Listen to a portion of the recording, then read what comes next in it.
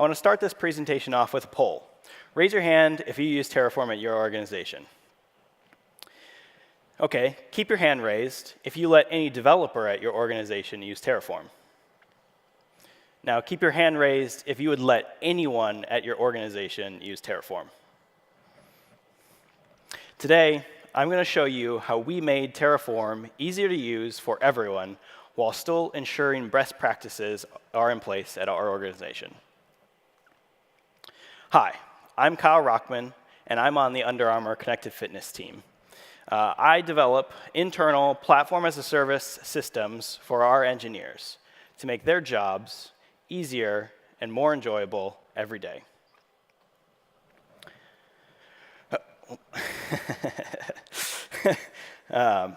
So I do have a caveat. I'm a human being, so I'm working on limited information just like all of us, so I might be wrong about some stuff. All I ask is that you think about what I'm going to talk about and see how that might help you at your organization. So today, I'm going to show you how we crafted a solution at Under Armour Connected Fitness that allows anyone at our organization to manage their infrastructure while still adhering to the best practices set forth by the infrastructure and security teams at Under Armour. The major principle underwriting everything that we do at Under Armour is this: to make all athletes better through passion, design, and the relentless pursuit of innovation. Yes, I work for Under Armour, but I work for a very particular part of Under Armour called Connected Fitness. We build and maintain some apps that you may or may not be familiar with. Those apps are MapMyFitness, MyFitnessPal, Endomondo, UA Record, and UA Shop. They are these mobile and web applications that allow you to do different things like log workouts, track your sleep, track nutrition, shop for clothes, etc. About 3 years ago, Under Armour decided that it needed to move into the digital space. So it went into acquisition mode. And it purchased a startup here in Austin called MapMyFitness. About a year later, it then purchased a startup in San Francisco called MyFitnessPal, and then a company in Copenhagen called Endomondo, and smashed them all together and called them Under Armour Connected Fitness. So over the last 3 to 4 years, the infrastructure teams have been coming together and trying to reconcile all these different technology stacks that we use and provide a single tooling platform for everyone to build the apps of the future on. But what does that mean for me as an infrastructure engineer? What are my goals?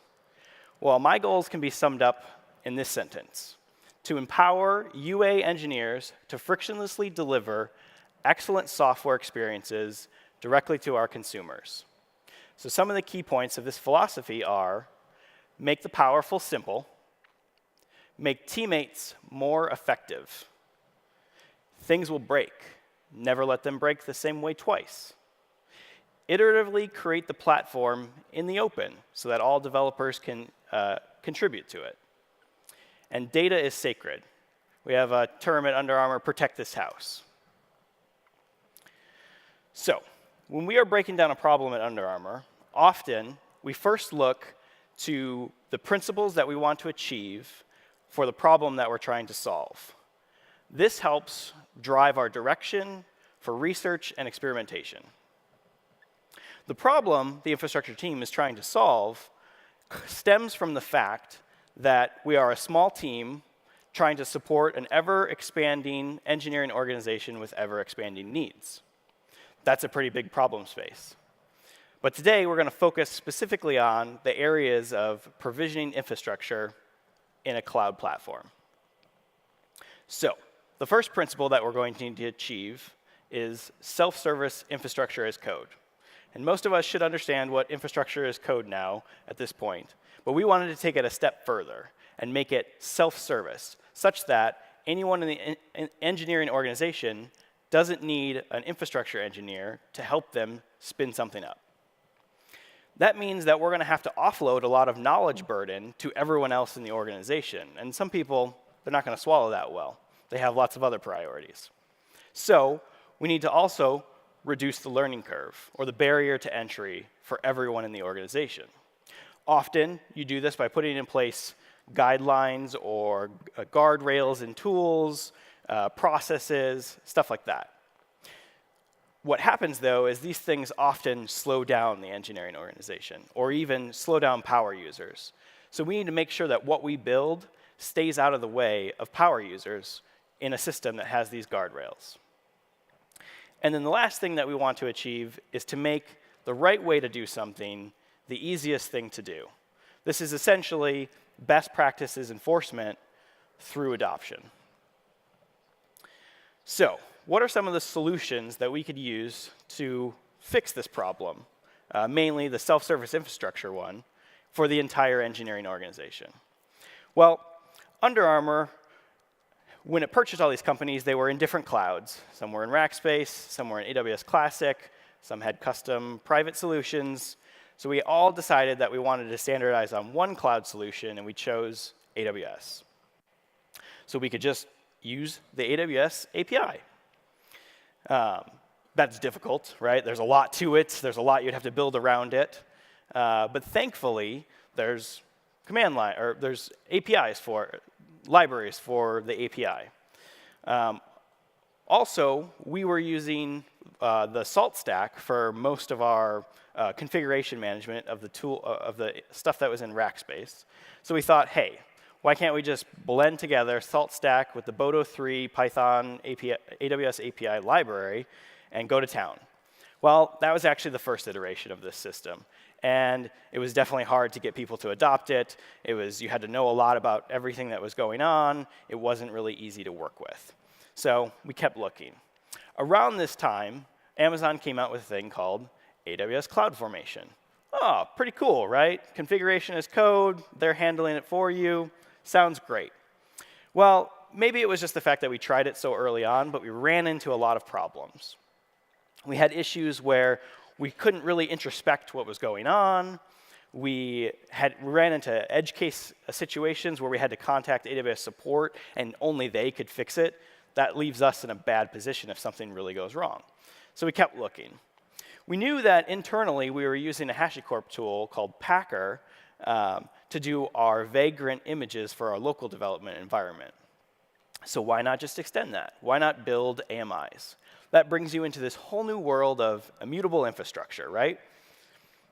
It's great, but it slows you down, right? The process to get a change in requires a build, requires a new instance to spin up, and our engineers wanted to move faster than that. So around that time, HashiCorp came out with a new tool called Terraform. Looks pretty good, right? So Terraform does have a few sticking points when you want to scale out the usage to an entire engineering organization, not just a few skilled Terraform engineers. The first one being configuration and state file management. It's a lot of files to deal with. Do you put them in a Git repository? Do you put them in multiple Git repositories? What about public? Stuff like that. Then there's the provider ecosystem and the massive API plane that you can use to create these common architecture patterns. Well, how do we deliver that and make it such that it's easy for anyone to use these common architecture patterns that we want to create at Under Armour? Well, HashiCorp came out with an answer for that. It was called modules. It makes inputs and outputs, and you have standardized configuration. It can be a little difficult to tweak. There's not logic on top of it, so you're kind of limited to what you can do inside of it. So it became a little difficult, but it definitely helps with the common architecture pattern problem. Another problem that we have at Under Armour is that we're a globally distributed engineering organization, so we work in multiple time zones. So when you're trying to share work in progress changes or edge case situations where you're having a problem, that can become difficult. You either have to check the code into a branch, have the other person pull it down, run Terraform locally. You could put it into a CI process, but that kind of makes it a black box. There's things you can do. They didn't feel good. And then the last thing is that there's actually no enforcement of the standardized usage of it. You could be using a different version of Terraform than I am, based on when we downloaded it to our local machine if you're not paying attention.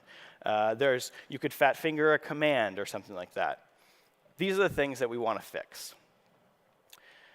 So Without further ado, I'd like to introduce you to the solution with these principles to these problems that I believe fixes in this implementation. Introducing Astate. So I have a coworker who's a big linguistics nerd, and he was telling me how I aptly named the tool for Under Armour. And he told me that Astate comes from the Latin word for status, or status of an owner with respect to property, especially one of large extent with a big house on it. And if you know anything about Under Armour, we kind of have a house thing going on. So first I want to cover some of the high-level features of the tool, and then we'll dive deeper into some of the subcategories. It has automatic file management and a grouping scheme, a templating system that adds logic on top of what Terraform you want to write. Terraform as a service means that everyone is running the same version of the tool, not on their local machine. And then we can provide a REST API that allows anyone to build any integrations with the system without the need of the infrastructure. They can use the API. A UI means we get that single point of contact for everyone in the organization, and you can share URLs. If someone's having a problem with something, just pop a URL into Slack, click, I can see it, boom. And then lastly, we want to get out of the way of power users, so we make it like a command line interface. You can run any arbitrary commands. All of this adds up to delivering business value faster with less risk. So let's dive a little deeper into the UI and REST API features. So as I said before, we have a way to manage the configuration and state file, and you can view all this data straight from the UI. You can also view the plan and apply output so that you can share that with someone. Because we have that deep linking capability, you can give them a link directly to the plan output if you're questioning what's going on or you want help with something. You can give a link to the state file and see data about the state if they have access to it. APIs allow for those out-of-band integrations to be written. An example of one is that a team wanted to import their existing Terraform data into this tool we built, and they were able to do it right through the REST API. Terraform as a service means we're standardizing the usage, so no more fat-fingering commands, automatic usage of the plan output during apply, and we enforce which version of Terraform you have to use because you're not running it on your local machine. So now let's cover some of these data management aspects of the tool. So as I said before, we have this kind of loose grouping that we call namespaces. It's basically the place where you do all your work from. You can group these however, you can group this Terraform configuration however you want, but it's just, this is the building block unit. A namespace defines all of these things. That allows us to then layer an auth system on top of the tool to allow access control to the namespaces. And because we have that auth system, we have the concept of a user, so someone can grab a lock on the namespace, and now anyone else who comes into the tool and can see that namespace can see that person is editing that namespace. I need to wait. We implemented automatic state file management. Now, some of you more experienced Terraform users might think, why did you do this? Terraform has a solution for this. Terraform remote state, Terraform backends. Well, we actually ran into some issues with this. When the backends change came out, we were implementing it, and we had a very large namespace that we were testing this on that created a lot of state. And we decided to put the state into the console key values. And it actually errored out because there was a limit to the size that it could put into a key value. So what this all does is it scoops all this data and stores it in a database. That's really powerful because that means then that you can use your robust database management tools to move this data around, replicate it, encrypt it, protect it, whatever you need to.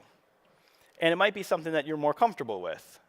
We're really comfortable running Postgres at our organization, but if you're more comfortable with something else like MySQL and you run it well, you can use that too. And if you're in AWS, you can leverage Amazon RDS. So now I want to move on to the templating system. And this caused a lot of internal strife because we're like, why not just use modules? Why build something else on top? Well, to me, the biggest thing that the templating system gives you is that you get logic. And at the time, that was not really possible in the Terraform module system. So we layered on the logic engine Jinja 2 on top of your raw Terraform. If you've ever used the Jinja 2 library, it's a really robust templating system. One of the things that we also wanted to do at Under Armour is standardize on a DSL. And Terraform comes with HCL, which not everyone in an organization may be comfortable learning. So we know that HCL can transition down to JSON, and we were using the salt stack before, which most of the configuration is in YAML. So YAML can go to JSON, and if Terraform can handle JSON, why not allow you to write all your templates in either HCL, YAML, or JSON, whatever you're comfortable with? The local development story for this templating system is based around having a way to specify a form and then a set of Terraform that gets rendered based on the inputs of the form. So we implemented JSON schema so that you can codify your HTML form. So when you're writing a template, you write JSON schema, you write your template body with your Jinja 2 logic on top, and then that gets put together and gets output as JSON. It's inside of the tool, it's all within the UI. So you get this really cool WYSIWYG editor experience where you can flip over to editing, making changes to your JSON schema or to your Terraform, and then you can flip back to the experience that someone who's instantiating this template in a namespace would have, where you can test what the form is doing to the rendered Terraform and stuff like that. That makes it really fast and really iterative, and you don't have to constantly commit changes. As part of making your changes, when you save the template, you get prompted for an automatic semantic versioning bump. You can choose major, minor, patch, and it will automatically take the current version number that the template was on and bump it by that increment. So we automatically enforce semantic version, well, not semantic, but version management.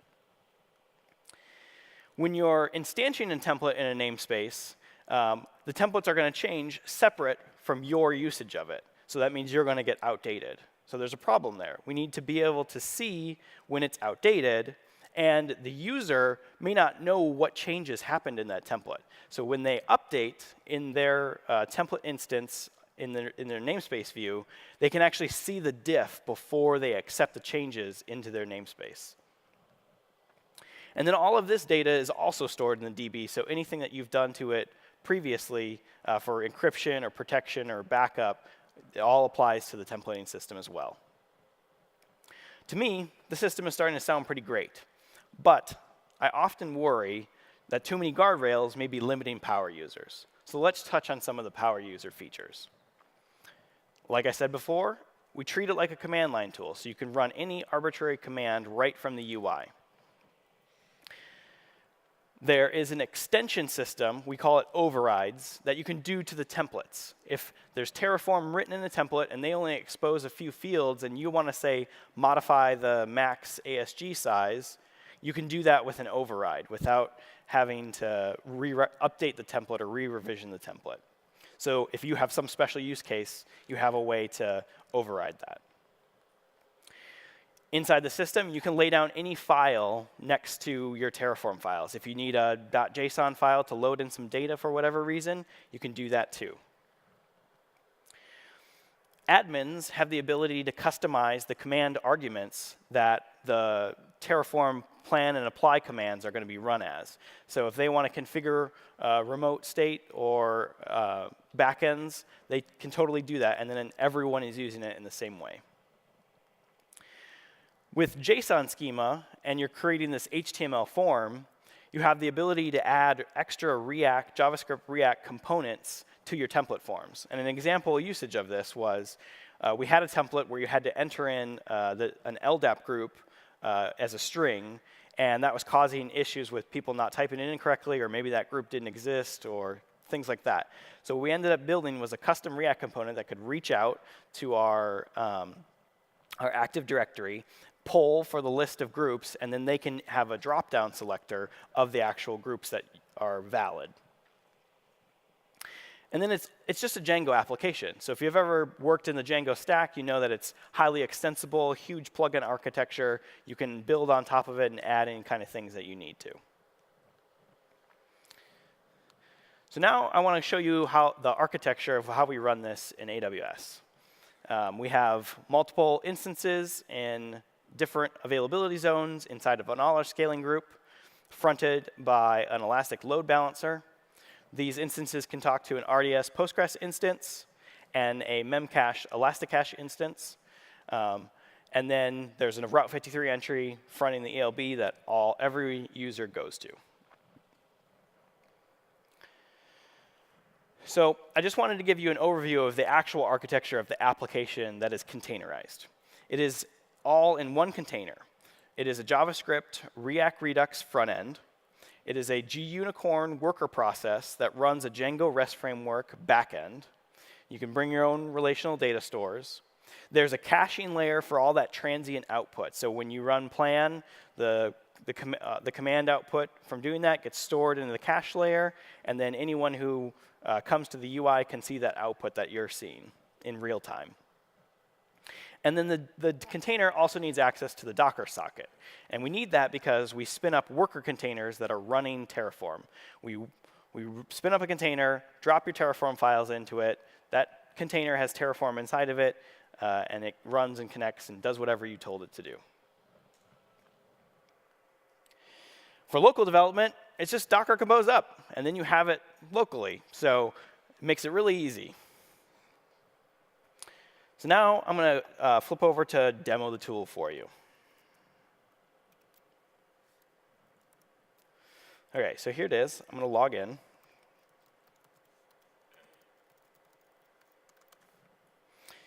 And we'll flip over to the namespaces. I have a couple namespaces here.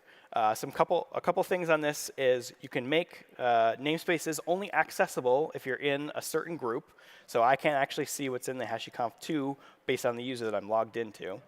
And you can also lock namespaces. You can see which users have that lock. So this user is working on this namespace. So this is kind of the main view that you work from. This is a namespace. You put all your Terraform for whatever kind of general grouping that you see fit for your organization in here. You could do things like grab the lock to say I'm working on it. You can view the Terraform files. And you can see it's just an editor with raw Terraform in it. You can do whatever you would do with regular Terraform files. Here I have something that defines a service. And then we will save these changes. And so right from the UI, I can run plan. I don't have to know what the command is. I don't have to know what the way our company uses it. I can just say, hey, plan this, right? Run Terraform for me with these files. And what's happening underneath the hood is a worker container is getting stood up. The command output is being streamed through the cache system to the UI. And then we also store the plan output in the cache system so that it gets automatically used during apply. And we can see here that we get all the nice ANSI coloring that you would get in the command line as well.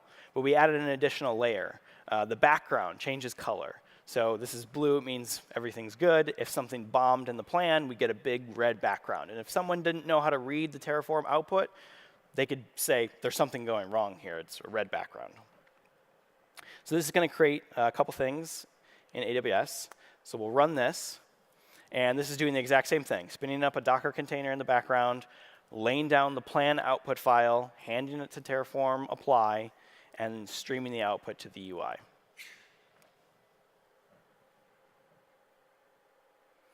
And it will make stuff. So we can see, oh, green, great. It must have worked. And if we really want to dig in further, we can read about the apply output and everything that it did.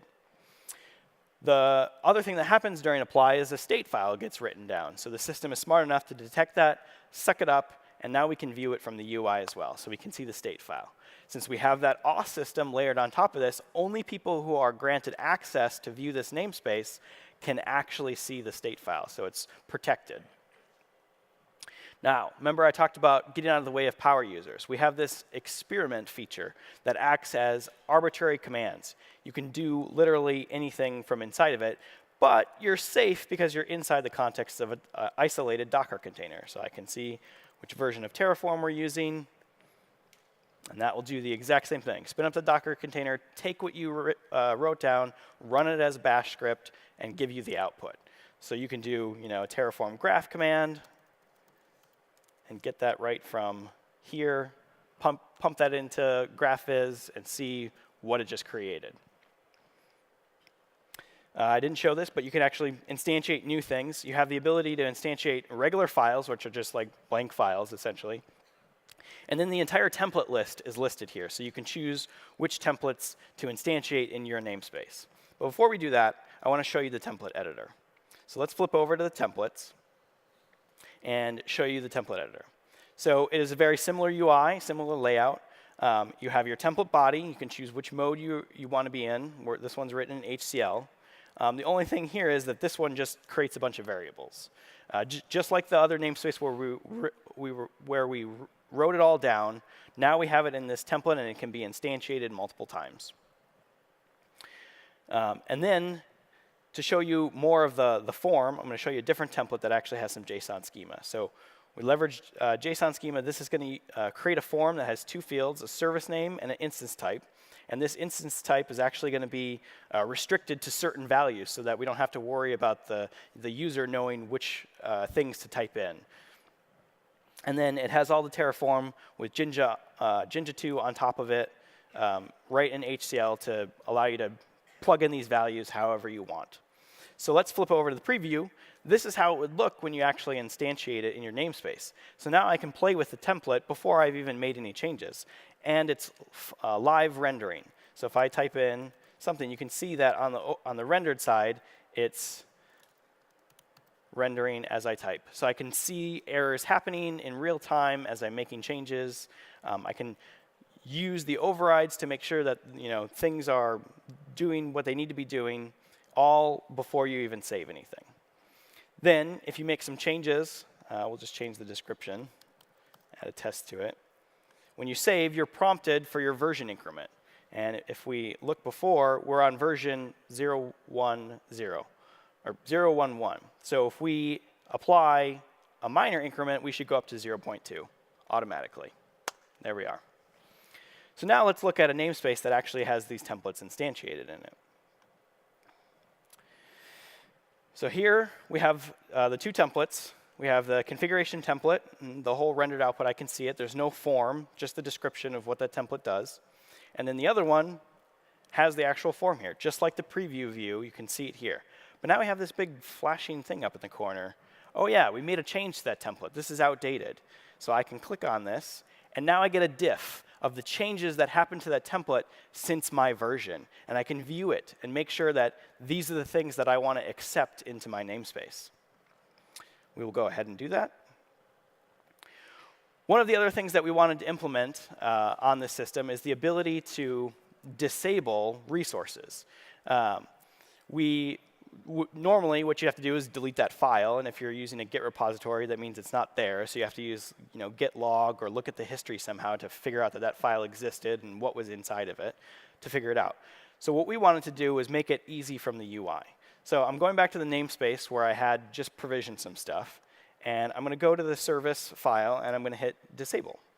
What this actually does is it tells the system that's going to lay down the files to not lay this file down.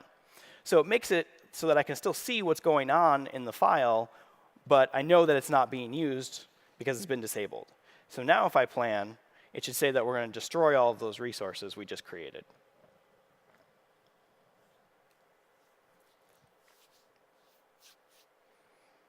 Cool. So I can still see what was there without having to dig into Git or whatever.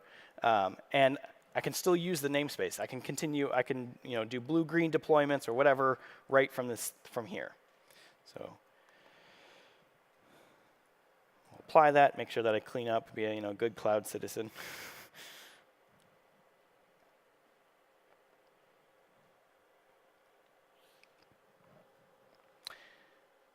And while that's going, I'm going to show you the documentation for the API. So the API, it's a fully Swagger API. You can view the documentation. You can actually play with the API right from the UI, putting in the parameters that you would need to. All the different resources are documented out. And then if you've ever used a Django application, there's also an administrator view that you can see the data in the back end. So I can go and play with the data, change the, if I'm an administrator, I can make it such that this role is not actually applied. And now I can go into that namespace if I go view the site. Now this hashconf2 doesn't have the owning group, so I can go in and see it if I'm an administrator, see what's going on in it, that kind of thing.